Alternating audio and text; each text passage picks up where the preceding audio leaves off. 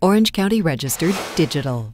Crystal Cove started out as an area where filmmaking started. Squatters came, built these cottages. Crystal Cove is a throwback to a bygone era. The experience here at Crystal Cove is really one of stepping back in time. Cottages were hand-built, yes. They were built from a variety of things, some found, some brought in, all built in the 20s and 30s. They were originally all squatters here, and then in 1940, the Irvine Company sent out a letter, who was the landowner, and basically said, if you'd like to move your cottage, you may, but if you don't, from this point forward, we're going to start a leasing system. So that's when the leases started. When the property was purchased from the Irvine Company by the state in 1979, the first plans were to build a resort on the land. I formed the organization to stop the luxury resort contract. After legal battles and other efforts, the land was eventually turned into a state historic park. The new life that's been put into this cove is amazing. It's like going back in time to the 1930s.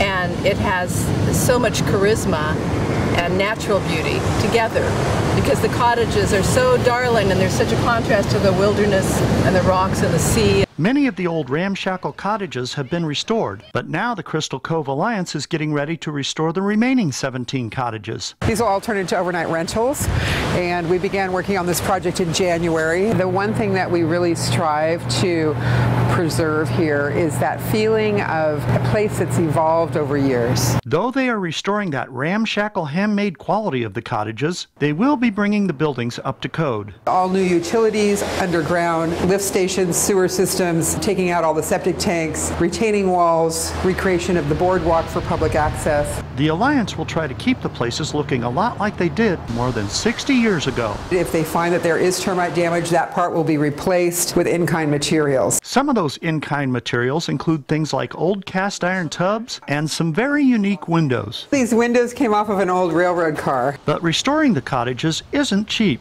Right now, the whole project is estimated at $20 million, with $7 million of that being infrastructure. We have managed to accumulate $6 million so far. The Cystral Cove Alliance plans to hold events to raise the rest of the money for the restoration. We're very committed to making this, really accessible to all. While the cottages will have refrigerators, bathrooms, and beds, there will be no working TVs or internet connections. And that, says Laura Davik, is part of the charm. They're disconnecting. They're spending quality time with family. There's no televisions. There's no things to interrupt. And, it's a wonderful, wonderful place for people to come. You can walk down this beach and it looked exactly the way it did, 100 years ago.